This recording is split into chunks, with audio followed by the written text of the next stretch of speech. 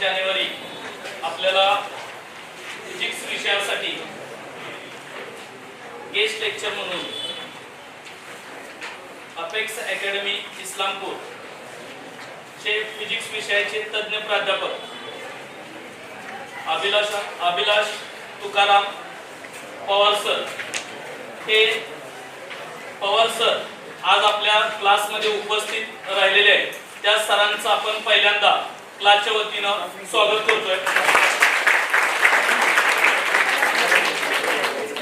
पवार सरांच्या विषयी सांगायचं झालं तर ते MSc MAd फिजिक्स विषयामध्ये आहेत आणि गेली 12 वर्ष सर फिजिक्स विषयाचं अध्यापन इस्लामपूर शहरामध्ये करत आहेत आणि गेल्या वर्षी जी 12वी ची बोर्ड एक्झाम झालेली होती त्या एक्झाम मध्ये 99 मार्क 100 पैकी फिजिक्स विषयामध्ये पवार सरांचे आलेले आहेत.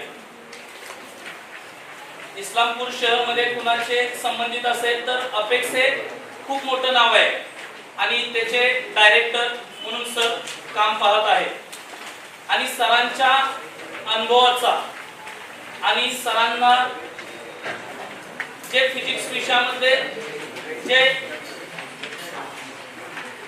वेगवेगळ्या पद्धतीचे क्लू सापडलेले आहेत ते मुलांना टॉप मुलांना 90च्या वरती मार्क पाडण्यासाठी आणि आपले मिडियम मुलांना ग्रुप क्वालिफाय साठी आणि नेमके कोणते प्रश्न केल्यानंतर त्या मुलाचं फिजिक्स विषयाचा पेपर लिहिण्यासाठी खूप सोपं होईल अशा पद्धतीचं मार्गदर्शन करण्यासाठी सर आज क्लासमध्ये उपस्थित राहिलेले आहेत.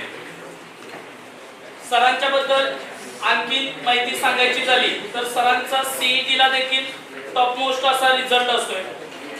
अशा या सरांचा सत्कार पहिला आपण क्लासच्या वतीने करूया. 17 फेब्रुवारीला फिजिक्स आहे याचा अर्थ आपल्याकडे वेळ आहे फक्त 16 दिवस आणि या 16 दिवसामध्ये आपण जे काही केलेलं आहे जो काही अभ्यास 1 वर्ष झाला आपण करतोय आणि तो 16 दिवसामध्ये रिवाइज कसा करायचा, कोणत्या टॉपिकला जास्त वेटेज आहे, कोणत्या टॉपिकवरचा क्वेश्चन पुन्हा पुन्हा रिपीट होतो, ओके, त्याचबरोबर कुठल्या क्वेश्चन्स पुन्हा पुन्हा येतात त्यासाठीच मार्गदर्शन करण्यासाठी मी या ठिकाणी आलेलो.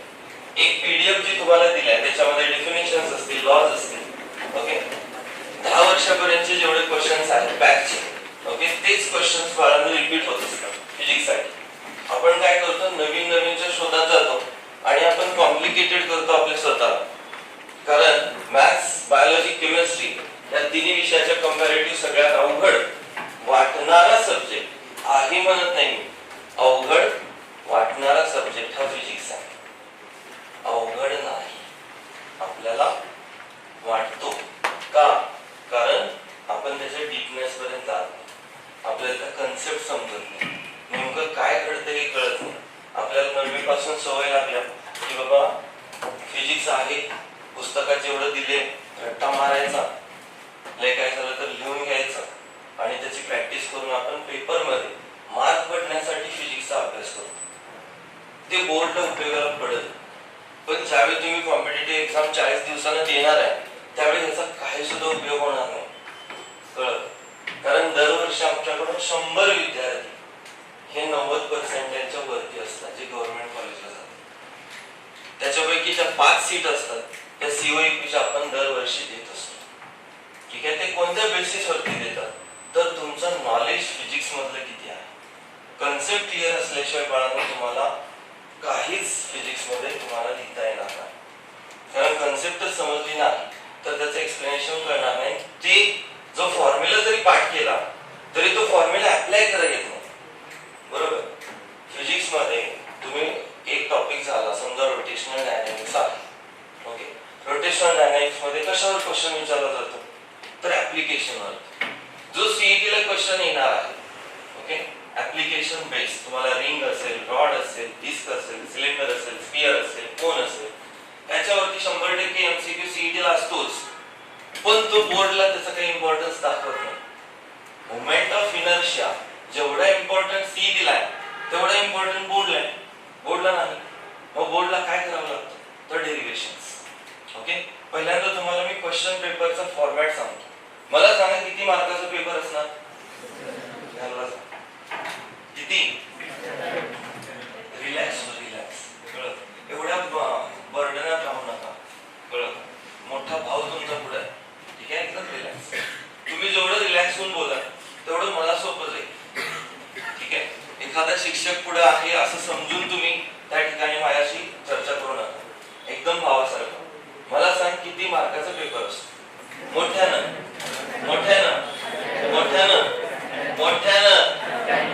98. किती मार्काचा पेपर आहे? 98 मार्क्सचा पेपर. आपल्याला त्याचं लिहायचं 70 मार्क्स. लक्षात येतं? मग 70 मार्क्स मध्ये लिहित असताना आपल्याकडे 4 सेक्शन आहेत. पहिला सेक्शन असतो जो ज्याच्यामध्ये एमसीक्यूज असतात. ओके, आता पेपरचं पान उघडलं की तिथे टाकणार आपण सेक्शन ए. प्रत्येक सेक्शन हा नवीन पेजवर द्यायचा असतो, कळलं. पहिल्यांदा तुमचं सगळ्यात महत्वाचं काय नाही येऊ दे, पण इम्प्रेशन तर पडायचं, कळलं. First impression is last impression. Okay, कारण जो पेपर चेक करणारा असतो त्याच्या माइंड वरती अटॅक करायचं. काय करताय? जो पेपर चेक करणारा आहे त्याच्या माइंड वरती तुम्हाला अटॅक करायचा आहे. तुमचा पेपर एवढा सुंदर दिसायला पाहिजे. ओके, कारण त्याच्याकडे 200 पेपर चेक करायला आले, बारकोड चिटकवलेला असतो. तुझा पेपर किती नंबरला आहे माहित नाही, घरात बायकोची भांडणं झाली आणि बरोबर तुझा पेपर आला, मी येलच. किती सुंदर लिहिला, कळलं. म्हणजे पहिल्यांदा तुम्ही चेक करणाऱ्याच्या मेंटॅलिटीवरती तुमचा प्रभाव पाडायचा. जरी तिने शिव्या दिल्या असल्या त्याला, ओके, तरी सुद्धा तुझा पेपर बघितला त्याला वाटलं हे तू थांब, पेपर जोरात आला, कळलं. त्याचबरोबर सेक्शन फर्स्ट मध्ये लिहित असताना आपण आतापर्यंत एमसीक्यूज लिहित असताना पूर्ण वाक्य लिहिलं, बरोबर. क्वेश्चन दिसतोय लिहायचं, जागा सोडायची, पुढे जायचं, रेषा ओढायची, ठीक आहे. म्हणजे आपण वेळ कशात घालवतोय बघा. त्याला 0 मार्क आहे बाळा. तुम्ही एमसीक्यू पूर्ण लिहिला, ओके, जागा सोडली, परत कुणाला तरी खुनवून विचारलं आणि शेवटी एमसीक्यू हा शेवटीच लिहायचा. खुनवूनच आहे. पण लिहित असताना लिहिण्याची पद्धत आहे. ओके, सेक्शन ए लिहिला, क्वेश्चन नंबर 1, ओके, एमसीक्यूज असते. त्यातला पहिला समजा त्याचा ऑप्शन सी आहे. ओके, ऑप्शन सी आहे थर्मल इक्विलिब्रियम. समजा थर्मोडायनामिक्स मधला एमसीक्यू आलाय आणि त्याचा आन्सर तुम्ही क्लिअर आहात की थर्मल इक्विलिब्रियम आहे, तर तिथं लिहायचं पहिला आकडा ऑप्शन सी, थर्मल इक्विलिब्रियम. समजा, ओके. जर समजा एखाद्या मित्रानं सांगितलंच थर्मल इक्विलिब्रियम नाही, तर खोडायचं नाही. खोडलंच की सपलंच, कारण खाडाखोड झाली की शून्यच आहे. त्यामुळे एमसीक्यू ला तुम्हाला फक्त एकच चान्स असतो, कळलं. काय एमसीक्यू महत्वाचे ते सांगतो मी, पण पहिल्यांदा सांगतोय की एमसीक्यू चुकला की तो जर खुडला आणि दुसरा ऑप्शन जरी बरोबर असला तरी तो चुकला. लक्षात आलं? त्यामुळे पहिलं पेज रिकामं सोडायचं, कळलं. सेक्शन बी पासून स्टार्ट करायचं, पण त्याच्या अगोदर 1 मार्क क्वेश्चन येणार. 1 मार्क क्वेश्चन मध्ये काय विचारतात, तर काही क्वेश्चन, टोटल 8 क्वेश्चन असणार 1 मार्क क्वेश्चन. त्याच्यामधले 5 प्रश्न असणार आहेत ते थिअरीवरती असणार आणि 3 क्वेश्चन जे असणार आहेत ते न्यूमेरिकल्स असणार. तुमची प्रॅक्टिस खूप महत्वाची आहे न्यूमेरिकल्स सोडवण्याची, कळलं. कारण ह्या 18 मार्क्सला ऑप्शनच नाही, कळलं. ह्या 18 मधला मार्क्स गेला की तुमचा 100% स्कोर खाली आला, कळलं. त्यामुळं एमसीक्यू तो बघतो 10 पैकी 8 बरोबर आहे, मग ती उठून जाऊन पाणी पिऊन येते, हुशार दिसते. तुला 10 पैकी 0 पडलाय, 1 पडलाय, 2 पडलाय, मग तिची मेंटॅलिटी अशी होते की बाबा ह्याला काही येत नाही. म्हणजे पुढे किती सुंदर पेपर असला तरी त्याने माइंड मध्ये सेट केले की पोरग ओके. म्हणजे एमसीक्यू सोडवताना सगळ्यात महत्वाचा विचार करून आणि 2.5 तास झाल्याच्या नंतर, ओके, पहिल्यांदा गडबड करायची नाही. कारण बोर्डचे एमसीक्यूज आणि सीईटीचे एमसीक्यूज याच्यामध्ये अशी तफावत आहे. तुम्ही आतापर्यंत जे एमसीक्यू सोडवले ते ह्या लेवलचे सोडवले सीईटी, पण बोर्डला जे एमसीक्यूज येतात ते मागा येते नाही, एक्सरसाइज मध्ये नवं तेवढंच करून जायची, सरांनी सांगितले तेवढंच करत नाही. पुस्तकामध्ये लाईन टू लाईन जे असतं, ओके, आता बायोलॉजी मध्ये सांगितलं जातं की लाईन टू लाईन वाचा, ठीक आहे, तसं फिजिक्स मध्ये सुद्धा लाईन टू लाईन एमसीक्यूज त्या बोर्ड मध्ये टाकले जातात, ओके. आणि त्या पद्धतीनं तुम्ही ज्या लेवलला आता अभ्यास करताय त्याच्यापेक्षा कमी लेवलचे एमसीक्यूज तुम्हाला बोर्डला असणार. त्यामुळे थोडासा विचार जरी केला तरी तुम्हाला 10 आउट ऑफ 10 मार्क्स मिळू शकतो, ओके. जास्त काही त्याच्यात त्रास घ्यायची गरज नाही. पण काय करायचंय, जो चेक करणारा आहे त्याच्या मेंटॅलिटीवर अटॅक करायचं बस. 1 मार्क क्वेश्चन मध्ये तुम्हाला काय विचारतील, डेफिनेशन्स, लॉज असतील, ओके. त्यासाठी मी तुम्हाला पीडीएफ दिल्या, ती पीडीएफ ज्याची परफेक्ट आहे त्याला फिजिक्स मध्ये 30 मार्क कमीत कमी लिहिता येणार. ग्रुप क्वालिफाय झाला म्हणजे तुमच्या हातामध्ये ग्रुप क्वालिफायचा पेजेस आहे, ठीक आहे. त्याच्यामधलंच तुमच्या येणाऱ्या आता 2025च्या पेपर मध्ये लॉज असतील, डेफिनेशन्स असतील, डिफरन्स असेल, ओके. हे सगळा जो प्रकार होणार आहे तो 30 मार्कासाठी. हे केलं तर 70 पैकी 70 पडणार नाही, आधी समजा परत हिच्याला हुडकत मला, ठीक आहे. दुसरी जी पीडीएफ आता देणार आहे मी त्याच्यामध्ये इम्पॉर्टंट क्वेश्चन्स आहे चॅप्टर वाईज. त्याच्यामध्ये 2 मार्काचे क्वेश्चन्स असतील, 3 मार्काचे क्वेश्चन्स असतील, 4 मार्काचे क्वेश्चन्स असतील, ओके. ती पीडीएफ सुद्धा तुम्हाला 2 मिनिटात तिथे पोहोचेल. त्याच्यावर पण आपण डिस्कशन करूया की 4 मार्क क्वेश्चन सेक्शन डी मध्ये कोणत्या चॅप्टर वरती विचारले जातात, ठीक आहे. आता झाला सेक्शन ए. सेक्शन ए समजा तुमचा 3ऱ्या पेज वरती संपलाय, ओके. आणि 3ऱ्या पेज वरती फक्त 2च रेषा गेल्या. वही जशी वाचवत आली 2 वर्ष तसं पानं वाचवायची नाही. एक जरी ओळ नवीन पेज वरती सेक्शन ए ची गेली तरी तुमचा सेक्शन बी हा नेक्स्ट पेज वरती चालू झाला पाहिजे. का चालू झाला पाहिजे, कारण त्याला त्याचे मार्क्स लिहावे लागतात. आपण त्याला जेवढा त्रास देईल तेवढा आपल्याला त्रास होणार, कळलं. कारण शिक्षकाला काय म्हणणार, पेज नंबर 3, पेज नंबर 3 वर ह्याचा एक सेक्शन ए पण आहे आणि ह्याचा सेक्शन बी पण आहे. मग ह्याची मार्क सेक्शन ए ची लिहू का सेक्शन बी ची लिहू, लक्षात येतं तुमच्या. म्हणजे कोणताही सेक्शन नवीन चालू झाला तर तो नवीन पेज वरती आला पाहिजे. समजा 4थ्या पेज वरती आपला सेक्शन बी स्टार्ट झाला, त्याच्यामध्ये तुम्हाला दिसतंय फिजिक्सचा क्वेश्चन पेपर पुढे आला की तुम्ही डिप्रेशन मध्ये जाणार, कळलं. कितीही हुशार असू दे त्याला वाटते मला काय पण येत असते. का सांगतो, कारण आपल्याला जे क्वेश्चन येणार आहे सेक्शन बी मध्ये 12 प्रश्न असणार. त्या 12 पैकी आपल्याला 8 सोडवायचे आहेत. मग आपण ट्राय करतो ह्या 12चे 8 कुठले, 3 झाले, 4 झाले, 5 झाले, 6 झाले, कुठलाच येईना, मग डिप्रेशन, कळलं. तवर ती बाई येत्या पारपडची काय, ठीक आहे. आपण टेन्शन मध्ये, मित्र असते शेजारी त्याला विचारते तुझं काय, माझं की तसंच. जशी अवस्था तुझी आहे तशीच अवस्था माझी आहे, पण तरी सुद्धा टेन्शन घ्यायचं नाही, कंट्रोल ठेवायचा माइंडवरती, रिलॅक्स व्हायचं. कारण एक्झामनं तुमच्या माइंडवरती अटॅक केलेला असतोय numerical, numerical derivation, numerical, numerical derivation. लक्षात येतं. म्हणजे तुमचं लक्ष पूर्णपणे त्या न्यूमेरिकल कडे जावं आणि त्याच्यामधून असणारे एक वाक्याचा जो क्वेश्चन आहे जो तुला येतोय, okay, state and prove parallel axis theorem, कसं भारी. पण वर न्यूमेरिकल आहे, खाली न्यूमेरिकल आहे, गावातच नाही. तुला वाटते ही न्यूमेरिकल मधलंच आहे, कळते का. म्हणजे तुम्ही पूर्णपणे आपलं माइंड शांत ठेवून पेपर पहिल्यांदा काय आहे बघायचं, ओके. ज्याचा न्यूमेरिकलचा स्टडी सगळ्यात जबरदस्त आहे त्याचा पेपर 2 तासात संपतो, कळलं. ज्याचा न्यूमेरिकलचा स्टडी जबरदस्त आहे त्याचा पेपर 2 तासाच्या आत संपतो. पण ज्यानं भर दिलाय डेरिव्हेशन वर, थेअरी वरती, ओके, त्याला लिखाणाला पेपरला टाइम पुरणार नाही, लक्षात घ्या. त्यामुळं 16 चॅप्टर्स आहेत, ऐकून घे. असं समजूया की आपण कुणीही न्यूमेरिकल केलेलं नाही, मान हलवा, कुणीही न्यूमेरिकल केलेले नाही, मला न्यूमेरिकल जमत नाही, ओके. पण 16 टॉपिक्स आहेत, किमान 8 टॉपिकचे न्यूमेरिकल्स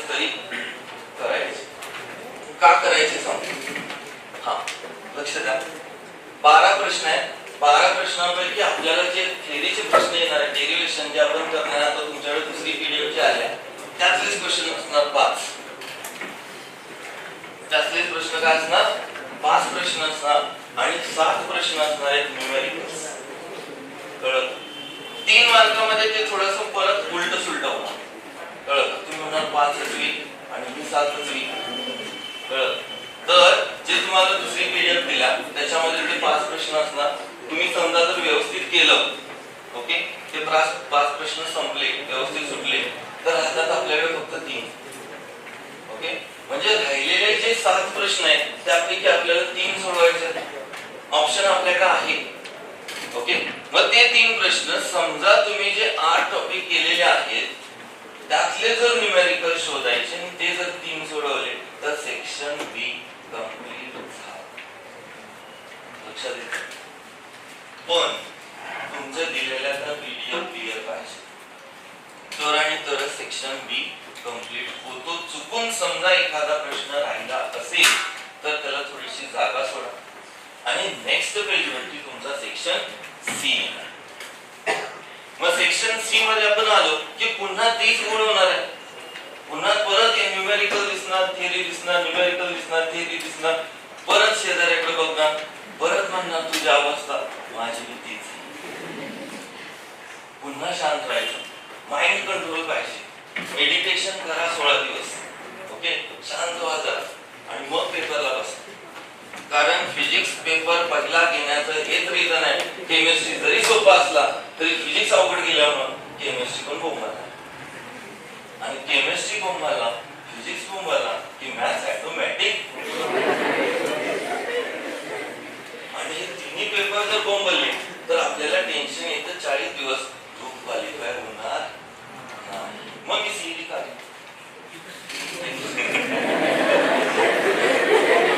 म्हणजे तू निवांत झालंस रे. म्हणजे एक सब्जेक्ट जर पहिला अवघड गेला तर करिअरची वाट आहे. कळलं? त्यामुळे तुम्ही जर फिजिक्स व्यवस्थित बीट केला तर 100% केमिस्ट्री किती पण अवघड काढू दे तुम्हाला तो सोपाच आहे. आणि केमिस्ट्री आणि फिजिक्स मध्ये आलेला कॉन्फिडन्स हा तुम्हाला मॅथ्सला सपोर्ट करेल. लक्षात येते? म्हणून बोर्ड काउन्सिलला पहिला पेपर फिजिक्सचा ठेवला. कळलं? रिझन कळालं? फिजिक्स पहिल्यांदा का आम्हाला शेवटला पाहिजे होता असं म्हणणार नाही, पण तो शेवटला नाही. फिजिक्स पहिल्यांदा का आहे? कारण तो बाकीच्या पेपरची वाट लावतो. जरा बघा सेकंड पीडीएफ आता आले का, काय काय दिसते जरा उघडून बघ. फर्स्ट टॉपिकला 42 क्वेश्चन्स होते अजून पीडीएफ मध्ये, पण ते शॉर्ट करून इम्पॉर्टंट क्वेश्चनची पीडीएफ आपण मॅक्सिमम क्वेश्चन 16 आहे. दिसते आरडी मध्ये. रोटेशनल डायनॅमिक्स हा 7 मार्क्सचा क्वेश्चन पेपर आहे. कळलं का? आणि दरवर्षी आमची हीच पीडीएफ मुलांना थिअरी क्वेश्चन पेपर मध्ये पुढे घेऊन जात असतात. त्याच्यामध्ये कोणताही बदल होत नाही. तुम्ही जर बघितलं मागच्या वर्षीचा पेपर जर तुम्ही बघितला असेल 2024 चा, तर सर्क्युलर मोशन मध्ये व्हर्टिकल सर्क्युलर मोशन व्हेलॉसिटी काढा, टॉप पोझिशनची, बॉटम पोझिशनची आणि मिड पोझिशनची. 4 मार्काला क्वेश्चन होता सेक्शन डी मध्ये. तो पण प्रश्न तुम्हाला त्याच्यात दिसेल. ते झाले 4 मार्क आरडीचे. 3 मार्कला होता law of conservation of angular momentum. 7 mark आरडीचा डायरेक्ट डेरिव्हेशन वर पडला. न्यूमेरिकल त्या टॉपिकवर नाहीतच, आपण उगाच न्यूमेरिकल करत. कळलं? म्हणून तुम्हाला मी जाता सांगेन की कोणत्या टॉपिकचे न्यूमेरिकल्स करायचे. जर तुम्ही त्या टॉपिकचे न्यूमेरिकल्स केले सॉल्व आणि अनसॉल्व तर 100% तुम्ही पेपर 70 मार्काचा लिहून बाहेर पडणार. पण ह्या पीडीएफ करायला पाहिजे. आता तुम्हाला म्हणणार 16 दिवस आणि एवढं कवा करू, ह्यातलं तू केलेच बा. असं काही नाही की तुम्ही काहीच केलेलं नाही, थोडं तरी केलं असेल. ज्यानं काहीच केलेलं नाही त्यानं ती मोठी पीडीएफ बघायचीच नाही. डेफिनेशन लॉज मोठं बघत बसलं तुला काहीच येणार नाही, कारण कळणारच नाही. कळलं? नवीन प्रश्न तुमच्या डोक्यात पुढे आला की तुम्हाला टेन्शन येईल. कळलं? त्यामुळे ते सांग. सेक्शन सी झाला. सेक्शन सी क्रॅक केला. समजा 2 क्वेश्चन आले नाही, थोडीशी जागा सोडा, पण ती परत जागा भरण्याची ताकद आपल्यात पाहिजे. कळलं का? नुसतीच जागा सोडल्या तुम्ही लिहा किंवा माझा नंबर आहे गुगल पेचा नंबर पाठवा, 1000 रुपये पाठवा. कोण काय करत नाही. कळलं? कुणीही असलं काही खास नाही पेपरवर की सर मी गरीब आहे.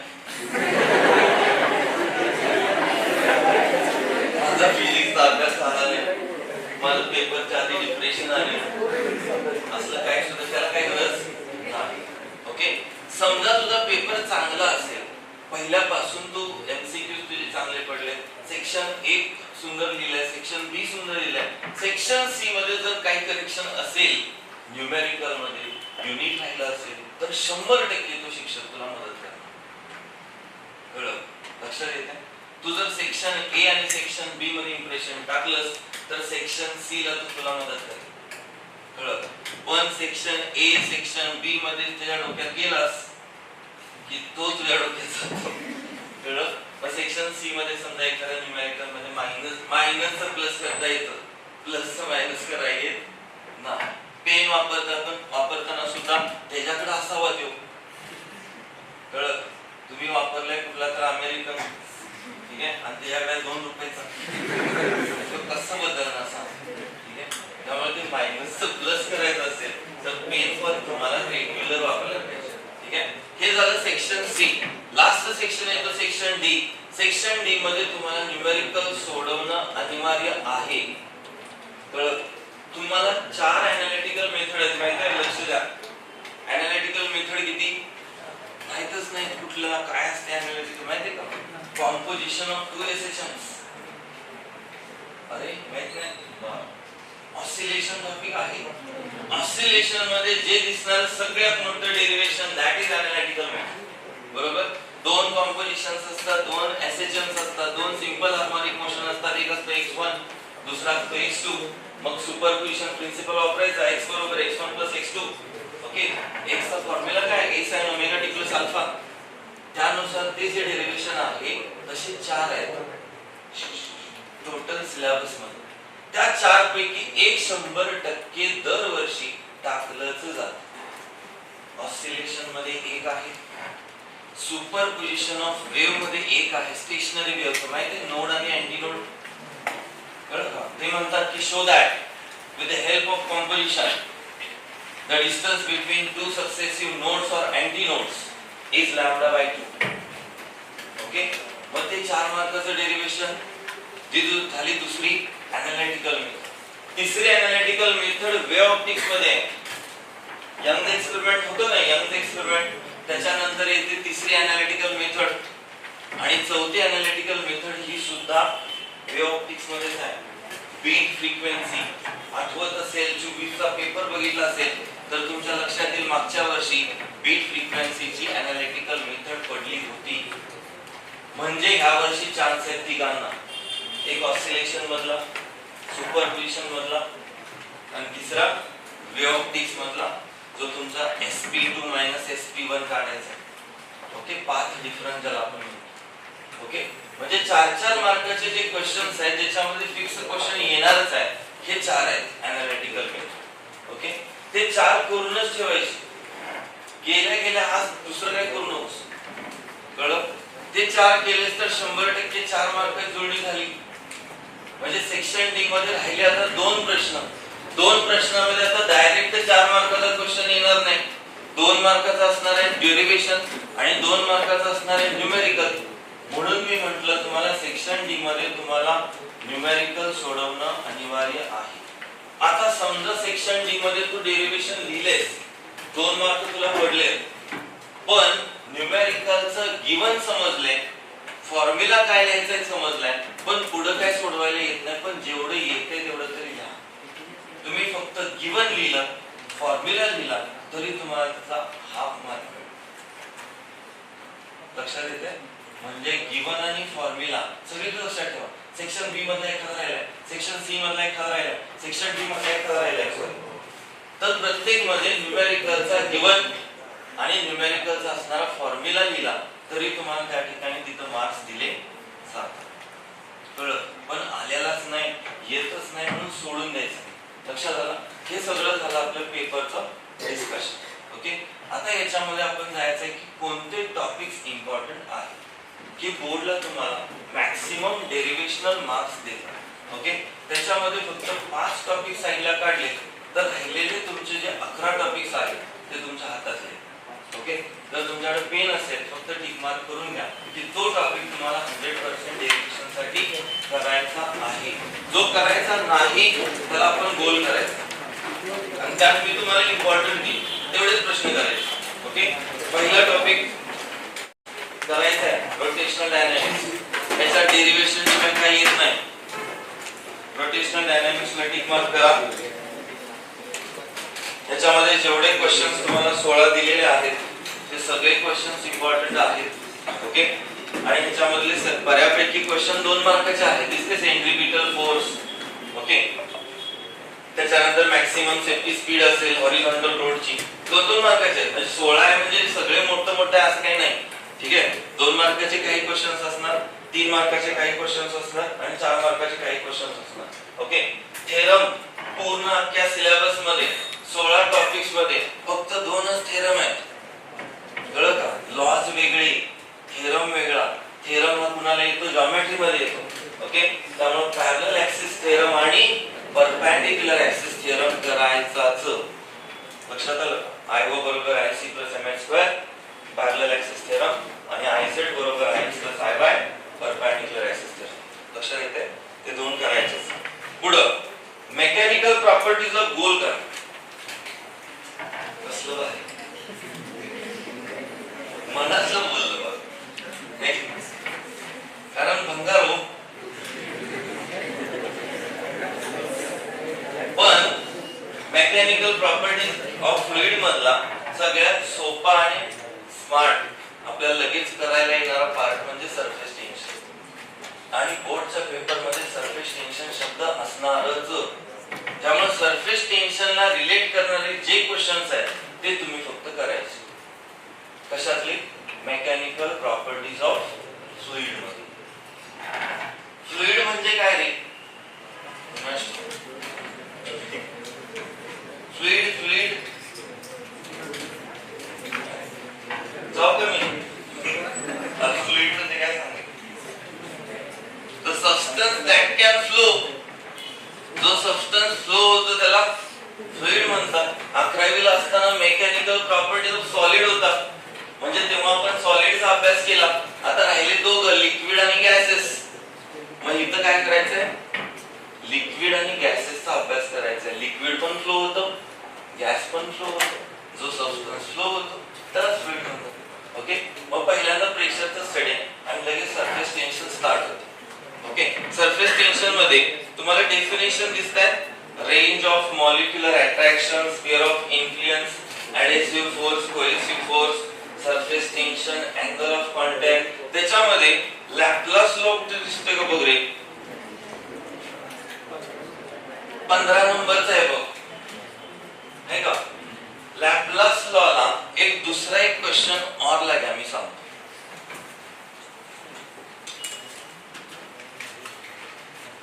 ऑब्टेन एन एक्सप्रेशन फॉर बारीक अक्षर काय? obtain an expression for excess pressure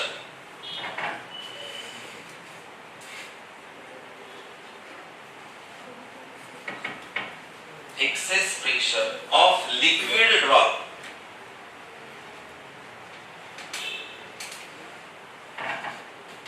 or soap bubble. soap साबणाचा फुगा, सोप बबल. आता मला सांग, मी सांगितलेला प्रश्न आणि 15व्या प्रश्नात काय साम्य आहे? एक वर्षी बोर्डाला हा प्रश्न विचारला, दुसऱ्या वर्षी बोर्डाला लॅप्लास लॉ विचारला. दोन्ही प्रश्नाचा आन्सर सेम आहे. लक्षात येते? एक्सेस प्रेशर काढा हे लॅप्लासनच काढले. PI - PO कोणताही लिक्विड ड्रॉप, कोणताही सोप बबल हा स्फेरिकल असतो. कुणामुळं? सरफेस टेन्शन मुळे. लॅप्लास मुळे नव्ह, सरफेस टेन्शन मुळे. कळलं का? आपण पाणी घेतलं, शिंपडलं, त्रिकोणी चौकोनी असं जाणार आहे का? स्फेरिकल जाणार ना. पावसाचा थेंब स्फेरिकल. कुणामुळं? Surface tension. मला सांग, 2 प्रेशर असणार, आतलं प्रेशर, बाहेरचं प्रेशर. आतलं प्रेशर PI, बाहेरचं प्रेशर PO. इनसाइड प्रेशर आणि आउटसाइड प्रेशर. मोठं कुठलं?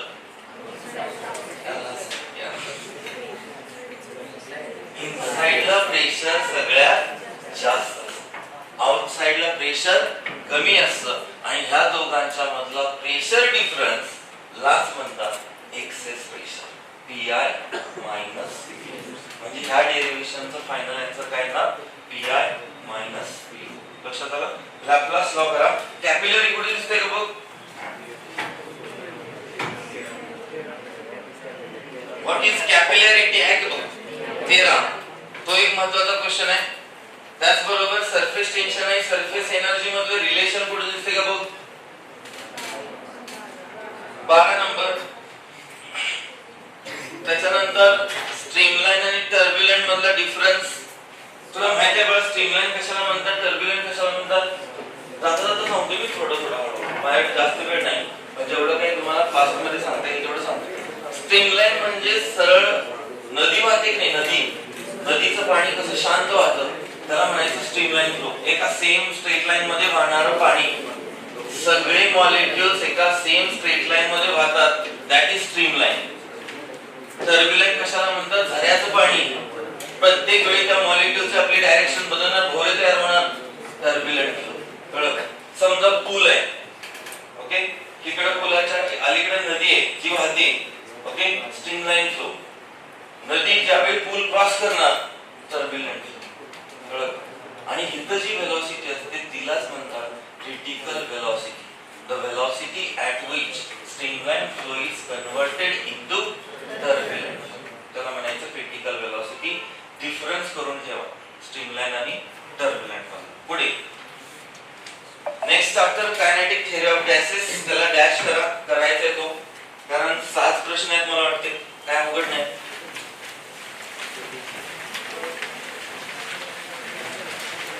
किती आहे तेवढंच करायचं. किर्चॉफ्स लॉ ऑफ रेडिएशन आहे बघ, आहे का? तिथं घोळ होतो सांगतो, कारण किर्चॉफचे 2 लॉज आहेत, आहे का? एक आहे करंट इलेक्ट्रिसिटी मध्ये करंट लॉ आणि व्होल्टेज लॉ, माहिती आहे का? काय तुम्ही वाचले का नाही? काय डिस्कस करायचं सांगायचं मला, तुम्हाला तेवढे असं तर कर, मला बरं वाटेल. काय बोलू नकोस कळत, कारण मी प्रश्न का नाही पोरासने हा किंवा ना मध्येच विचारतो, होय ना, हो, नाही ना, नाही, एवढं तर कर बस झालं. बरं किर्चॉफचा करंट लॉ आहे ना, करंट लॉला जंक्शन लॉ म्हणतात ना. Then what is mean by junction ray? Junction कशाला म्हणतात? रेल्वे जंक्शन माहिती आहे? तासगाव रेल्वे जंक्शन आहे, मग कुठलं आहे? का बरं तासगाव का नाही? मला तासगावच पाहिजे.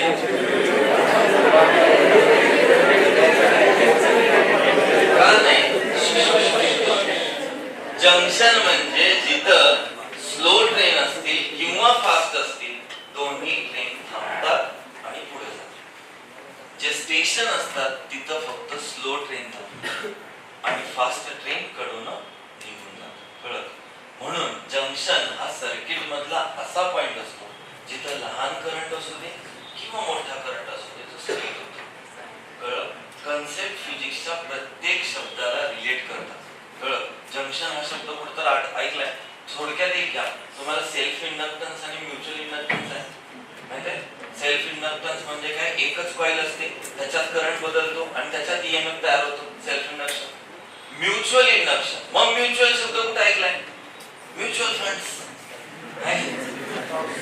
म्युच्युअल फंड्स ना, आपण कमवायची पोरग उधळणार, आपण आयुष्याची कमाई करायची आणि त्याचा लाभ कोणाला? कोणाला? म्युच्युअल. म्हणजे म्युच्युअल कॉइल काय असते? म्युच्युअल इंडक्टन्स काय असतो? एक कॉइल असते जिच्यात करंट बदलतो, जी तापते आणि त्याच्या साइडला ठेवलेल्या कॉइलला त्याचा इम्पॅक्ट होतो. That is mutual inductance. म्हणजे फिजिक्स मध्ये सगळ्या क्वांटिटी ज्या आहेत, सगळ्या कन्सेप्ट ज्या आहेत ते रिलेट करतात आपल्या डे टू डे लाईफ. त्यामुळे त्या पद्धतीने थोडासा विचार करत जायचं. कुठं आलो आपण? किर्चॉफ्स लॉ करायचा आहे. रेडिएशन्स आहे, रेडिएशनचा किर्चॉफ्स लॉ काय रे? स्टेटमेंट तर सांग. काय नाही आठवलं तर आजचं तरी लक्षात राहील लेक्चर. ओके, कोणतीही बॉडी जेवढी एनर्जी ऍब्सॉर्ब करतो तेवढीच एनर्जी इमिट करतो. बरोबर? म्हणजे coefficient of absorption is always equal to coefficient of emission. कळलं? काळी कपडे जास्त रेडिएशन ऍब्सॉर्ब करतात, पण तेवढं तुला पण भासते ना, म्हणजे जेवढं ऍब्सॉर्ब करणार तेवढं तुला ते हीट देणार. कळलं? म्हणजे जेवढी एखादी बॉडी ऍब्सॉर्ब करत असते तेवढीच ती बॉडी एनर्जी काय करत असते, इमिट करत असते. That is Kirchhoff's law. Thermodynamics, थर्मोडायनॅमिक्सला गोल करा. अरे वा, थर्मोडायनॅमिक्सला गोल का सांगतो? आता काय करायचं त्यातलं फक्त एवढंच लक्षात ठेवा, प्रोसेस कुठली सोडायची नाही आणि लॉ कुठला सोडायचा नाही. फर्स्ट लॉ ऑफ थर्मोडायनॅमिक्स, ह्याला केमिस्ट्रीचा सपोर्ट गावतो बरं का. केमिस्ट्री मध्ये थर्मोडायनॅमिक्स खूप चांगला समजतो, फिजिक्स मध्ये बोंबालते, ते केमिस्ट्री पण विसरते, कारण इकडे डेल्टा क्यू वेगळा आहे, इकडे डेल्टा यू वेगळा आहे, दोघांचा काही संबंध नाही. ठीक आहे, म्हणजे first law of thermodynamics, second law of thermodynamics, zeroth law हा केमिस्ट्रीला नाही पण फिजिक्सला आहे, म्हणजे तो इम्पॉर्टंट असणार. झिरोथ लॉ ऑफ थर्मोडायनॅमिक्स माहित आहे? नाही माहित. पुन्हा पुन्हा माहित आहे हात वर कर, कोणच करणार नाही. पण पुन्हा पुन्हा माहित नाही हात वर कर, कोणच करणार नाही. बस बोंबलतो. झिरोथ लॉ काय सांगतोय? थर्मल इक्विलिब्रियम वर असतो बाळ, लक्ष दे. ज्याला बोर होत असेल तो जाऊ शकतोय, आणि ज्याला लक्ष द्यायचं आहे त्यांना थांबा. थर्मल इक्विलिब्रियम म्हणजे काय? Temperature constant. ओके, समजा एखादी बॉडी दुसऱ्या बॉडीच्या कॉन्टॅक्ट मध्ये आली तर ही बॉडीचं टेम्परेचर 100 आहे, ह्या बॉडीचं 0 आहे, दोन्ही कॉन्टॅक्ट मध्ये आला की थोड्या वेळाने दोघांचं 50 होईल. कळलं का? ह्याचं 100 होतं ते खास झालं, ह्याचं 0 होतं ते वाढलं. म्हणजे काय होते? त्या स्टेजला म्हणतात थर्मल इक्विलिब्रियम. गरम पाणी तापलेलं, आंघोळीला गेलं डायरेक्ट होतं म्हणून आपण काय करतो, त्या दुसऱ्या दिवशी आंघोळ नाही ना, लय गरम पाणी आहाच काय आंघोळ करत नाही, उद्या नाही होत ना. आपण काय करतो, त्या गार पाणी मिक्स करतो. गार पाणी मिक्स केल्यावर पूर्णच गार होतं का? नाही, कोमट होतं. That is thermal equilibrium. कळतंय? म्हणजे एखाद्याचं टेम्परेचर दुसऱ्या बॉडीच्या कॉन्टॅक्ट मध्ये आल्यानंतर ते दोघांचं टेम्परेचर थोड्या वेळानं सेम होतं. मग समजा ए बॉडी आहे, लक्ष दे, ए आणि बी कॉन्टॅक्ट मध्ये आहेत, दॅट इज थर्मल इक्विलिब्रियम. बी आणि सी कॉन्टॅक्ट मध्ये आहेत, ते सुद्धा थर्मल इक्विलिब्रियम. मग 100% ए आणि सी सुद्धा थर्मल इक्विलिब्रियम असणार. मित्राचा मित्र, मित्र मित्राची मैत्रीण,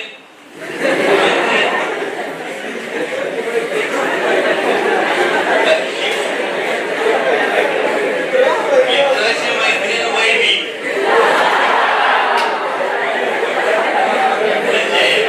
that is thermal equilibrium. This is called as zeroth law of thermodynamics. Simple. लक्षात ठेवा. zeroth law करायचा आहे, first law of thermodynamics करायचा आहे, second law करायचा आहे. प्रोसेस ला अंडरलाइन करा किंवा टिक मार्क करा. प्रोसेस मध्ये कोणत्या प्रोसेस आहेत? आयसोथर्मल आहे, आयसोकोरिक आहे, आयसोबारिक आहे, ॲडियाबॅटिक आहे. ओके, सायकलिक प्रोसेस आहे नवीन, रिव्हर्सिबल, इरिव्हर्सिबल. रिव्हर्सिबल इरिव्हर्सिबल सोपं आहे ना. जी प्रोसेस पुन्हा पुन्हा घडते तिला रिव्हर्सिबल म्हणतात, जी झाले परत होत नाही त्याला म्हणायचं इरिव्हर्सिबल. गेली की गेली.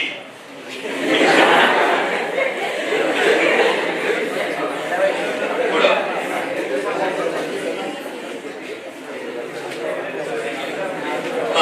अजून एक रेफ्रिजरेटर. रेफ्रिजरेटर करा. हीट इंजिन आणि रेफ्रिजरेटर दोघे एकमेकाला सडेतोड उत्तर देतात. एकदा आतापर्यंत एकदा सुद्धा हीट इंजिन विचारलेलं नाही, पण रेफ्रिजरेटर 3 वेळा रिपीट झालाय. रेफ्रिजरेटर करायचं बाळांनो. का? जेवढे काही लोक इंजिनिअरिंगला जाणार आहेत त्यांना फर्स्ट इयरला रेफ्रिजरेटर आहे आणि तिथं आपली सगळी मापं निघतात. कळलं का? कोण होता शिकवाय? कुठं होतास?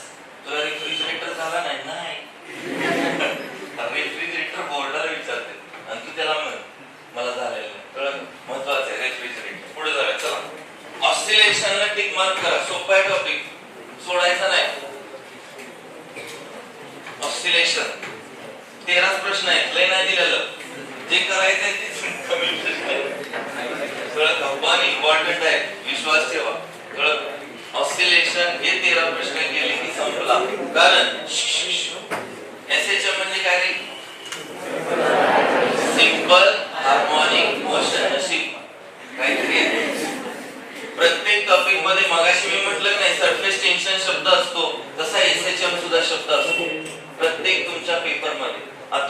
10 पेपर बोर्डाचे प्रत्येक बोर्डाच्या पेपरमध्ये एसएचएम आहे, म्हणजे एसएचएम ला रिलेट करणारा क्वेश्चन 100% असणार आहे, जो तुम्हाला पीडीएफ मध्ये दिलेला आहे. त्याच्यामध्ये एनालिटिकल मेथड 8 नंबरचे बघ, काय पण कर पण ती कर. ओके, 8 नंबर एनालिटिकल मेथड करायचंच. लास्ट इयरला क्वेश्चन कुठला होता माहिती आहे का? 24 ला डिफरन्शियल इक्वेशन होता 3 नंबरचा. त्याच्यानंतर डिस्प्लेसमेंट, वेलोसिटी आणि ऍक्सेलरेशन काढायचं होतं.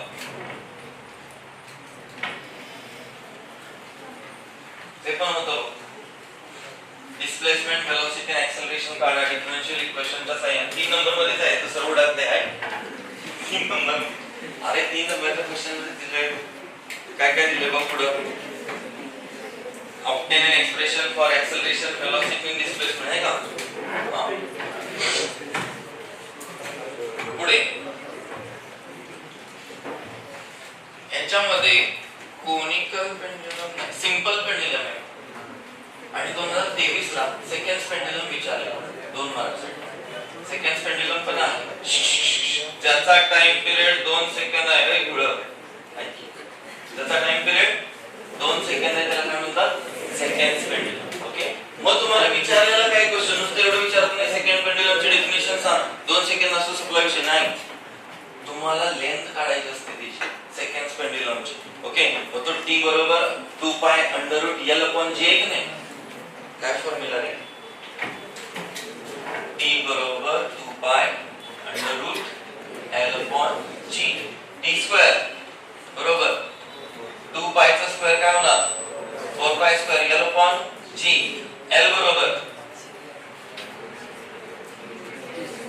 आता t 2 आहे, हा सेकंड पेंडुलम आहे रे. t ची व्हॅल्यू काय झाली? 2. 2 चा स्क्वेअर 4. ह्यो g कुठे गेला? वर डिवाइडेड बाय हे कुठे आलं? 4 पाय स्क्वेअर.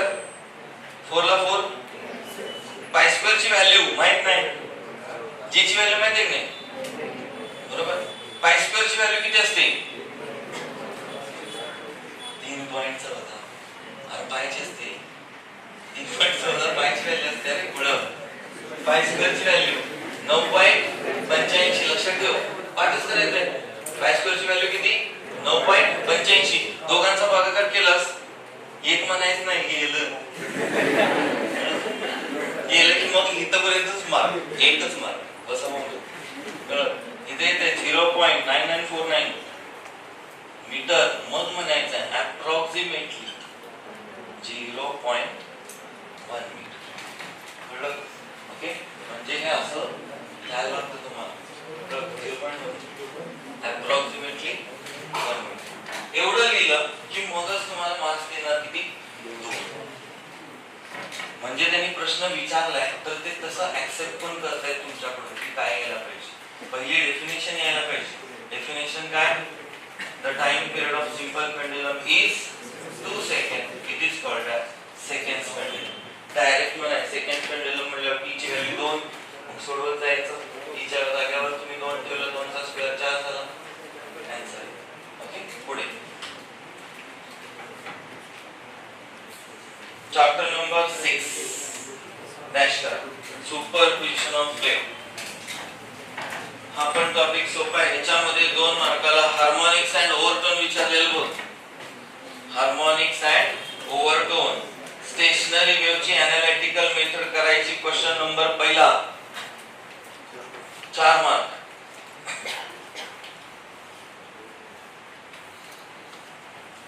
आणि मोड्स ऑफ व्हायब्रेशन वर एक तरी प्रश्न असतोच.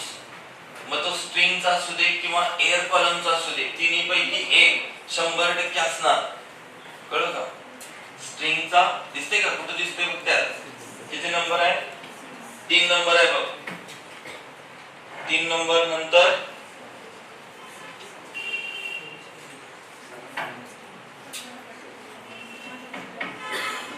6 नंबर आहे बघ. है का? नीट diagram explain fundamental mode of vibration. Fundamental नाही, सगळंच एक्सप्लेन करायचं. 3 मोड्स असतात, पहिला, दुसरा, तिसरा. करायचं व्यवस्थित. डायग्राम मध्ये गोळवतो, पाईप काढायचं, पण यातलं आतलं व्हायब्रेशन दाखवता येत नाही. कळलं का? त्याची प्रॅक्टिस ह्याच्यामध्ये सगळ्यात महत्त्वाचं पहिला क्वेश्चन तेवढा व्यवस्थित करा. नंतर एम्प्लिट्यूड 10वा प्रश्न 10 नंबर आणि 11वा प्रोडक्शन ऑफ बीट. ती पण एनालिटिकल मेथड आहे 4 मार्काची. म्हणजे सुपरपोजिशन मध्ये 2 आहेत, पहिली आणि शेवटची. आपण म्हणतो ना पहिली आणि शेवटची, तसं पहिली 4 मार्काची आणि शेवटची पण 4 मार्काची.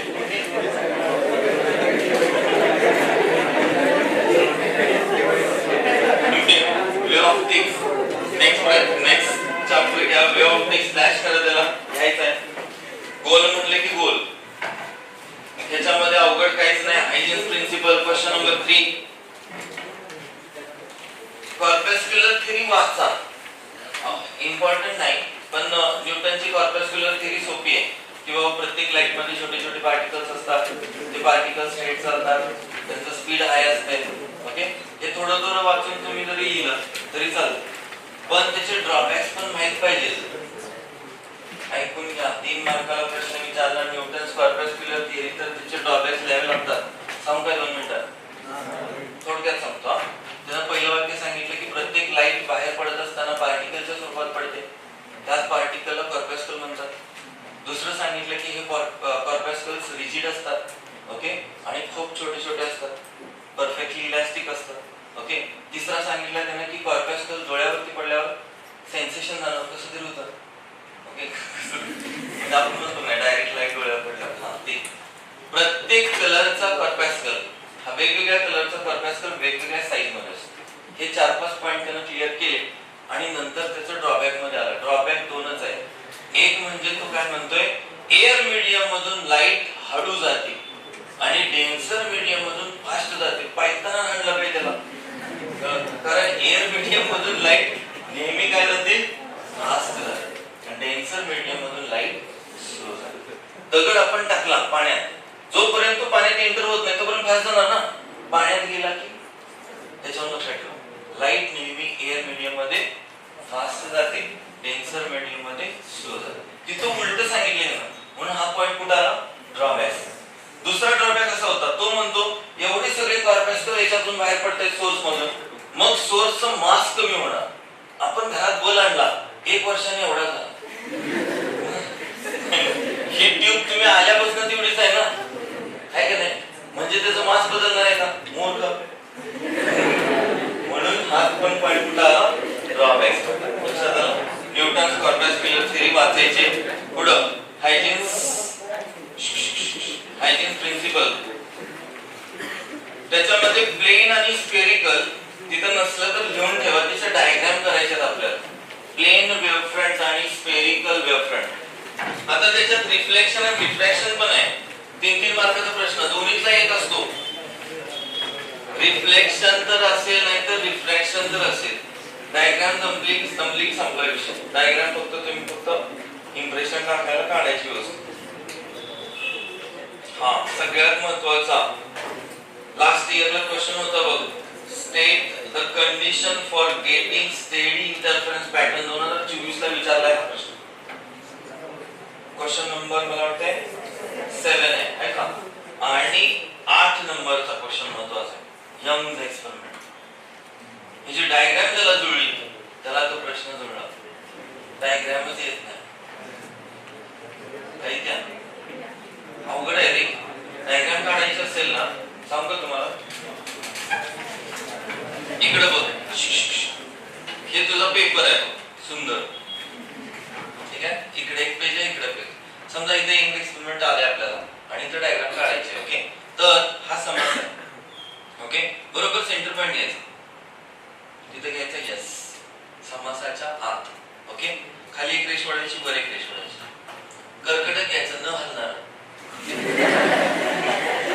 म्हणून हल्ल्याकडे आलं ते परत सगळं चुकणार डायग्राम. इकडे बघ, ते कर्कटक ही जी यस ची जी लाईन इकडे आहे ह्या पेजवर तिथे ठेवायचं आणि 1 2 3 पहिल्यांदा 3 अर्धवर्तुळ काढायचे.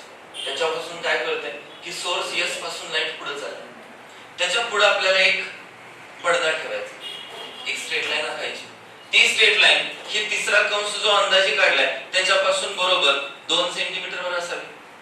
लक्षात ठेवा किती सेंटीमीटर 2 सेंटीमीटर. मग काय करायचं सांगतो. इथून ही जी सेंट्रल लाईन आहे एस ची ती डॉटेड लाईन पुढे न्यायची. ओके ही झाली सेंट्रल लाईन. ओके सेंट्रल लाईनच्या वर 1 2 खाली 1 2 इथं तुम्हाला लिहायचं आहे S1 इथं लिहायचा S2. हे खोडरं पण जरा पुसायचं. ओके आणि इरेज केल्यानंतर हे थोडंसं डार्क करून घ्यायचं म्हणजे तुमच्या लक्षात येईल S पासून लाईट पुढे गेली पडद्यावर पडली आणि त्या पडद्याला 2 होल आहेत की जे सेंट्रल लाईन पासून सेम डिस्टन्स वर. जेवढ्या लाईनला S1 आहे तेवढ्याच लाईनला खाली S2 आहे. त्याच्यानंतर आता तुला हा पॅटर्न इथं काढावा लागेल कारण लाईट पुढे जात असताना एवढ्याच पार्ट मध्ये जाणार म्हणजे तुझे जे वर्तुळ येणार आहेत पुढचे क्रेस्ट आणि ट्रफ ओके ते सगळे एवढ्याच पार्ट मध्ये आले पाहिजे. आता इकडं त्याच पेजचा मागचा समास दिसतो थोडा थोडा. तिथं काय करायचं एक स्ट्रेट लाईन आखायची. ह्यो तुझी स्क्रीन असणार. ओके आणि आता खरा एक्सपेरिमेंट स्टार्ट होतो बघ. सेंट्रल लाईन ओके इथं काय करायचं पट्टी उभी ठेवायची 1 2 तिसऱ्या लाईनला वर 1 2 तिसऱ्या लाईनला डॉट करून घ्यायचं. ते तुमचे असणार आहेत जिथं तुमचा कंपासचं टोक ठेवायचं. ती त्या शिक्षकाला दिसलं नाही पाहिजे. आपल्यासाठी ओके मग काय करायचं त्या कंपासचं टोक इथं ठेवलं पेन्सिल इथं ठेवायचं सेंटरला एक अर्धवर्तुळ काढायचं. सेम तू इथं ठेवलंस की तेवढंच अंतर असणार आहे दुसरं अर्धवर्तुळ. Dark line shows crest and dotted line shows trough. बरोबर म्हणजे ही ट्रान्सव्हर्स वेव्ह आहे. लाईट ही कसली वेव्ह आहे ट्रान्सव्हर्स वेव्ह आहे. ट्रान्सव्हर्स वेव्ह तयार होतात क्रेस्ट आणि ट्रफ. मग काय करायचं पट्टी घ्यायची. आता हे अंतर अंदाजे होतं बरोबर की नाही. हे अंतर समजा 3.1 सेंटीमीटर आहे. पट्टी मोजायचं ते 3.1 मध्ये 1 मिळवायचा 3.2 1 सेंटीमीटर मिळवायचा 4.1 मग 4.1 अंतर वाढ म्हणजे 1 सेंटीमीटर प्रत्येक वेळी वाढवत जायचं. कंपासचं टोक इथे ठेवायचं परत डॉटेड लाईनचा सर्कल इथे ठेवायचं परत डॉटेड लाईन. बरोबर का नाही दोन्ही कंस सेंट्रल लाईनलाच एकत्र येतात म्हणजे आपली डायग्राम बरोबर ते आपल्याला कळतं. ठीक आहे प्रत्येक वेळी 1 सेंटीमीटर वाढवत जायचं. ओके आणि प्रत्येक वेळी काय करायचं अल्टरनेट क्रेस्ट अल्टरनेट ट्रफ असं काढत राहायचं. ओके कधीपर्यंत काढायचं जोपर्यंत कंपास मध्ये 9 सेंटीमीटर अंतर होत नाही. 3 तर ऑलरेडी झालेले असते म्हणजे 4 5 6 7 8 9 6 कंस काढायचे. 6 कंस काढले की डायग्राम एवढी अट्रॅक्टिव्ह दिसते. मग तुम्हाला पॉइंट पण सापडतात. एवढ्याच आपल्याला नाही यंग एक्सपेरिमेंटच्या डायग्रामलाच किती मार्क आहेत कारण डायग्राम अवघड आहे. आता डायग्राम बरोबर का चूक हा तो कुठून ठरवणार. तुझा ब्राईट आणि डार्क व्यवस्थित आला पाहिजे. तो कसा येतो तो सांगतो. तुझा क्रेस्ट आहे आणि नंतर ट्रफ आहे किंवा काही ठिकाणी क्रेस्ट असणार काही ठिकाणी इकडचा क्रेस्ट असणार. ज्या पॉइंटला दोघांचे क्रेस्ट एकत्र येतात तिथं पॉइंट तुमचा क्रॉस न दाखवायचा किंवा ज्या पॉइंटला दोघांचे क्रेस्ट ट्रफ येतात तिथं सुद्धा क्रॉस दाखवायचे. इथे येते बघ ही सेंट्रल लाईन आहे का ह्याला सगळे एकसारखे एकत्र येतात आहे का. हे सगळं असणार क्रॉस. इथे इंटेन्सिटी मॅक्सिमम असते म्हणून इथं असतो ब्राईट लाईट. ओके म्हणजे सेंट्रल लाईन नेहमी काय असणार तुझी ब्राईट. त्याच्या वर असणार डार्क खाली असणार डार्क म्हणजे तो घावणार कुठं ह्याच्या जरा वर बघितलंस की तुला लक्षात येते एक डॉटेड लाईन आणि एक कंटिन्युअस लाईन आहे का. मग इथं काय ना सर्कल सर्कल सर्कल सर्कल तिकडं ना इथं लिहायचं डार्क. म्हणजे काय कळलं जर एकाचा क्रेस्ट दुसऱ्याच्या क्रेस्टला एकत्र आला किंवा एकाचा ट्रफ दुसऱ्याच्या ट्रफला एकत्र आला की तिथं क्रॉस असते. समजा 2 मुलं रस्त्याने चालले कोण बघते काळा कुत्र बघत क्रॉस क्रॉस 2 मुली रस्त्याने चालले क्रॉस पण एक मुलगा आणि एक मुलगी सर्कल गाण बांधला असलं तरी बघते काय तरी ओके मग same same cross different circle. तर डायग्राम महत्वाचे घरी गेल्यानंतर 4-5 वेळा काढा एक लाईन मध्ये सगळे क्रॉस यायला पाहिजे, एका लाईन मध्ये सगळे सर्कल यायला पाहिजे, तर ती डायग्राम बरोबर असते. डायग्राम बरोबर काढली खाली का आली कारण डायग्राम ही इम्प्रेशन क्रिएट करणार. पुढचा एक मार्क द्यायला त्याला काय अवघड नाही. पुढे जाऊ. नेक्स्ट, इलेक्ट्रोस्टॅटिकला गोल करा. मज्जा. इलेक्ट्रोस्टॅटिकला गोल करा. फक्त काय करायचं सांगतो. Gauss लॉचे application. ओके, जर करणार असला तर ज्याला इलेक्ट्रोस्टॅटिक कळालेलं नाही त्यानं सोडून द्या. कळत, पण ज्याला समजते, जरा जरा कळते इलेक्ट्रिक चार्ज काय असतो, पोटेन्शियल काय असते, एनर्जी काय असते, कॅपॅसिटन्स काय असतो, त्यानंच थोडस मी सांगतो तेवढं करा. बाकीच्या दुसरी क्रिया काय इलेक्ट्रोस्टॅटिक. आता state and proof Gauss theorem येणार नाही, त्याला खून करा, पुढून टाका. पहिला प्रश्न दिला की नाही, state and proof Gauss theorem. अरे 11वीला होता, मग 12वीला विचार. 12वीला काय ऍप्लिकेशन. ओके, त्याच्यामध्ये ऍप्लिकेशन्स करा. पोलर नॉन पोलर कुठे दिसते का बघ, डिफरन्स शोध रे जरा. बोलत बस, तुला 3 तास ज्यावेळी पेपरला बसणार त्यावेळी तिथून तुला माझी आठवण येणार की सर सांगत होतं मी काय दुसरं विषय चाललंय. 13वा प्रश्न, पोलर आणि नॉन पोलर मधला डिफरन्स. त्याच्यानंतर कॅपॅसिटन्स आहे का, capacitance of capacitor, capacity of conductor आहे बघ 15वा. 16वा पॅरलल प्लेट कॅपॅसिटर आणि 18वा Van de Graaff generator diagram. Experiment नाही केलं तर चालेल, पण डायग्राम करायची. आणि पॅरलल आणि सिरीज आहे की ती सोपच आहे. आपण 10वीत बघा, resistance R connected in series आणि resistance R connected in parallel बघितले, त्याच्या उलटच आहे. तेवढं जरा बघून जाऊ. ओके, कळालं काय काय करायचं, बाकी काय नाही करायचं. करंट इलेक्ट्रिसिटी डॅश करत त्याला करायचंय तो. मी बिन बघता सांगतो करंट इलेक्ट्रिसिटी, लक्ष दे. पहिला किर्चॉफ्स लॉ, तुम्ही बघू नका सांगतो तुम्ही. Kirchhoff's law, distance network, distance meter bridge, Kelvin's method, potentiometer संपला. नंतर अॅमीटर आणि व्होल्टमीटर एवढंच आहे. पोटेन्शियोमीटर मध्ये फक्त 3 आहेत. एक म्हणजे पहिली डायरेक्ट मेथड, E1 आणि E2 काढायचं, E1 डिवाइड बाय E2. दुसरी म्हणजे सम अँड डिफरन्स मेथड आणि तिसरा internal resistance of the cell. सगळ्यात सोपा आणि मार्क देणारा टॉपिक कुठला असेल तर हा करंट इलेक्ट्रिसिटी. कळलं, कारण प्रश्न कमी आहे, येणार तर डेरिव्हेशनलच आहे, एक्सपेरिमेंटल स्टडीज येणार आणि आला की आपण सोडायचा नाही. कळलं, अॅमीटर व्होल्टमीटर मोठा आहे ते सेक्शन डी मध्ये जाते. कळलं, आणि अॅमीटर आणि व्होल्टमीटर हे कशापासून तयार होतं, मूव्हिंग कॉइल गॅल्व्हनोमीटर. ओके, मग करंट इलेक्ट्रिसिटी करायचं. 10वा गोल करा, गोल करा. मला जरा मोजून सांग कितीला गोल केलं आतापर्यंत. सगळ्यालाच गोल करायचे.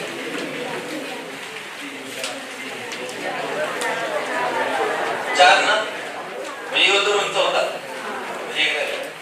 Magnetic field due to electric current सोपा आहे पण मोठा आहे. आपल्याला मोठा असेल तो आवडत chapter.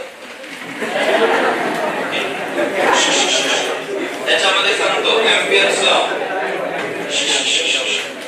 Ampere's law question number किती आहे चेक कर. 12 बघ. बायट-सवर्ट्स लॉ. लॉ केला की नुसता लॉ करायची ऍप्लिकेशन पण करायची. कळलं का? बायट-सवर्ट्स लॉचे 2-3 ऍप्लिकेशन आहेत, एम्पियर्स लॉचे 2-3 ऍप्लिकेशन आहेत. ते करा. अजून एक प्रश्न 4 मार्काचा सेक्शन डी मध्ये विचारलेला आहे, त्याचा सांगतो तुम्हाला.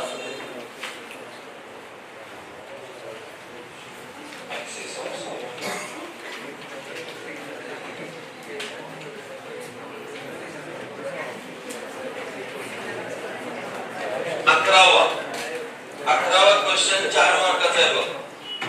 एखाद्या कॉइलच्या ऍक्सिस वरती किती मॅग्नेटिक फील्ड असते दिसते का? 11वा 4 मार्क लिहून ठेव तिथं.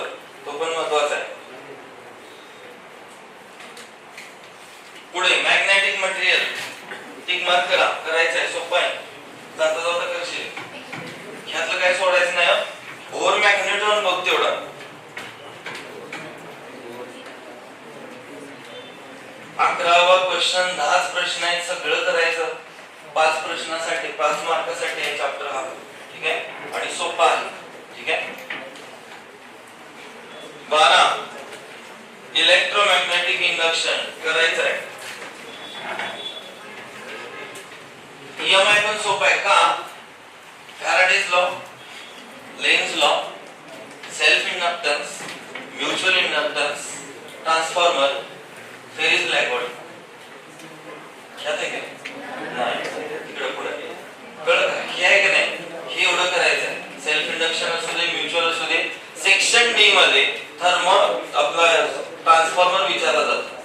इक्वेशन ऑफ ट्रान्सफॉर्मर क्वेश्चन आहे का बघ. ट्रान्सफॉर्मर 10वा आहे बघ, 10वा.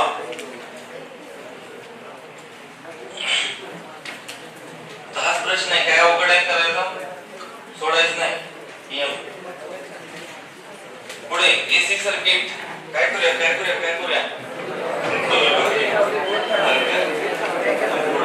पुढे सोपं आहे, गोल करा. AC circuit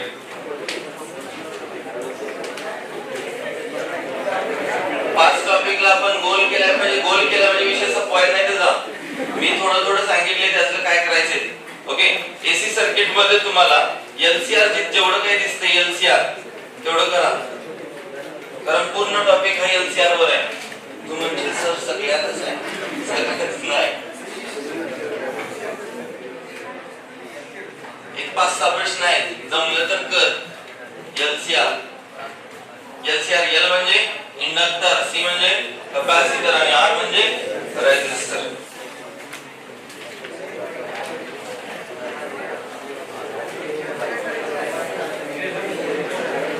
dear nature of radiation, आता राहिलेली ठिकाणं पण टिक मार्क करा.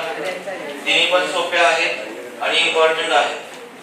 डिअर नेचर ऑफ रेडिएशन सगळे करायचे. जे इम्पॉर्टंट आहे ते 10च्या वर प्रश्न नाही. सोपं सोपं करा. स्ट्रक्चर ऑफ ऍटम तुम्हाला 11वीला झालाय केमिस्ट्री मध्ये. ह्याच्यात का नाही बोर हा लय महत्त्वाचा पार्ट आहे. बोर प्रत्येक क्वेश्चन पेपर मध्ये बोर असतोच आणि तोच बोर करतो. बोर पॉस्युलेट विचारलेलं 2024 ला. बोर पॉस्युलेट, बोर वरती क्वेश्चन कोणते आहेत? एनर्जी लेवल डायग्राम आहे, रेडियस ऑफ इलेक्ट्रॉन आहे, वेलोसिटी ऑफ इलेक्ट्रॉन आहे, nth ऑर्बिटची एनर्जी ऑफ इलेक्ट्रॉन आहे, बोर्स फॉर्म्युला आहे.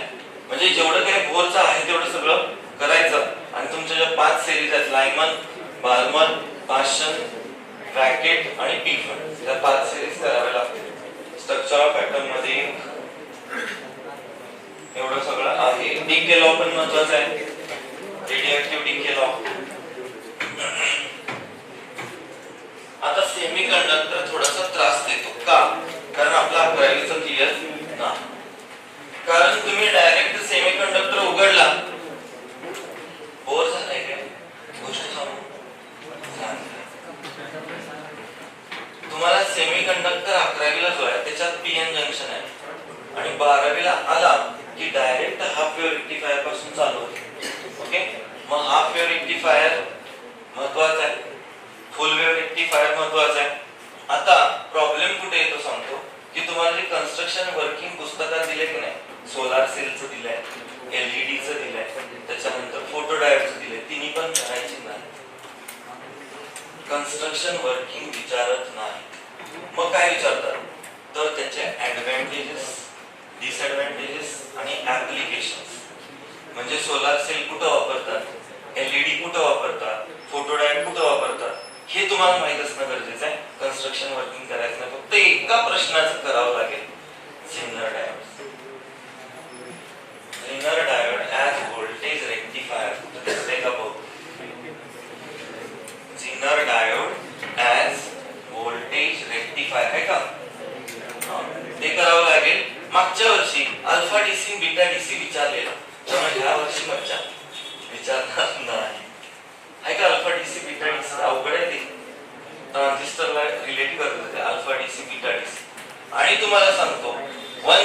क्वेश्चन मध्ये किंवा MCQ ला लॉजिक गेटचा प्रश्न 100% असणारच. 1 मार्क क्वेश्चन मध्ये किंवा MCQ ला लॉजिक गेटचं काय विचारणार? Boolean expression. म्हणजे अँड गेटला काय असतं? y बरोबर a डॉट b असते, एवढंच लिहायचं असते. y बरोबर a डॉट b संपलं. ऑर गेटचं विचारलं y बरोबर a plus b. Boolean expression म्हणजे तेवढंच असते, y बरोबर काय. ओके. नॉट गेट असेल y बरोबर a बार संपलं. त्याच्यानंतर नॉर गेट असेल तर बार द्यायचा, नॅन्ड गेट असेल बार द्यायचा. XOR ला फक्त y बरोबर a प्लस प्लस ला गोल करायचं. हे बुलियन एक्सप्रेशन सगळ्यांचे आणि ट्रूथ टेबल्स करा. कळलं? तरच तुम्हाला पहिले इम्प्रेशन आहे आपलं 1 मार्क्स ते मिळवायसाठी. कारण ते फालतू जर तुला येत नसेल तर अवघड काय नाही. लक्षात आलंय? आता न्यूमेरिकलचे फक्त चॅप्टर लिहून घ्या आणि मग आपण रोटेशनल डायनॅमिक्स. न्यूमेरिकल का करायचे? कारण फॉर्म्युले जास्त. ओके. Rotational dynamics. दुसरा oscillation, superposition, superposition of wave,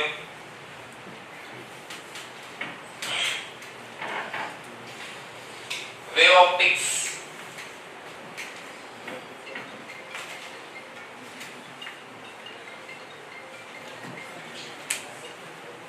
way optics. किती झाले? Magnetic field due to electric current जमलं तर करा numericals.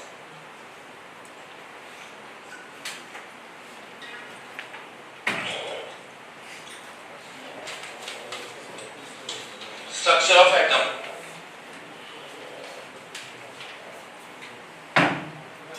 dual nature of radiation, structure of atom, dual nature of radiation, magnetic materials,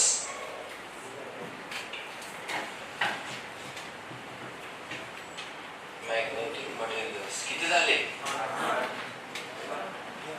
8 झाले का? सेमीकंडक्टरला न्यूमेरिकल नाही त्यामुळे तो जातो. म्हणजे राहिलेल्या 15 पैकी आपण 8 चे तरी न्यूमेरिकल आता करत असताना सॉल्व पण आले पाहिजेत, अनसॉल्व पण आले पाहिजेत आणि प्रीवियस इयर PYQs न्यूमेरिकल जे आहे त्याच्यावरती थोडासा जास्त भर आहे. ओके. लक्षात आले? अजून काय शंका असेल तर तुम्ही मला विचारू शकता. समजलं ना काय काय करायचं? ओके. ज्याला पास व्हायचं आहे त्यानं त्या PDF कडे जायचं नाही. तुम्हाला 2 PDF दिलेले आहेत. ज्याला मार्क्स चांगले पाडायचे आहेत त्यांना सगळं करा. ओके. ते तुम्हाला वे फक्त दिलाय त्या पद्धतीने तुम्ही जाऊ शकता. पहिला सरांनी सांगितलेलं समजलंय का असं मी विचारणं चुकीचं आहे.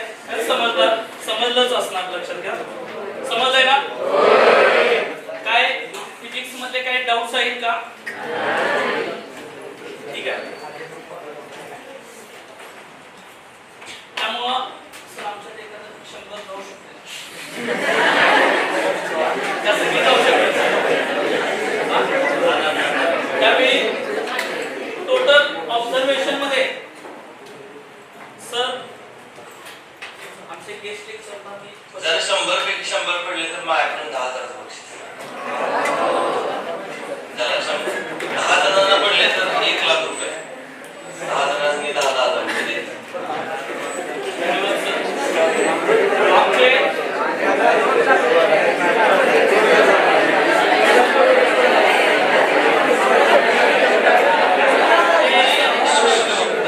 प्रयत्न करा.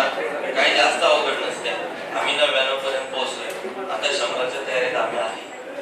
ठीक आहे. होऊ शकतं. फक्त प्रयत्न सोडू नका. 16 दिवस खूप आहेत आपल्याला. ठीक आहे. कुणाला काही डाऊट्स नाहीत ना? आज प्रॅक्टिकल एक्झाम चालू आहे सर्वांची. तरी देखील गेस्ट लेक्चर आहे म्हटल्यानंतर सर्व मुलं खूप संख्येने तो उपस्थित राहिले आणि सरांचं लेक्चर सर्वांनी शांत पद्धतीने ऐकून घेतलेलं आहे आणि त्याचा निश्चित तुम्हाला येणाऱ्या बोर्ड परीक्षेत फिजिक्स विषयासाठी फायदा होईल. सर इस्लामपूरहून खास आपल्यासाठी इथं उपस्थित राहिल्याबद्दल, आमच्या विनंतीस मान दिल्याबद्दल मी सरांचा मनपूर्वक आभारी आहे.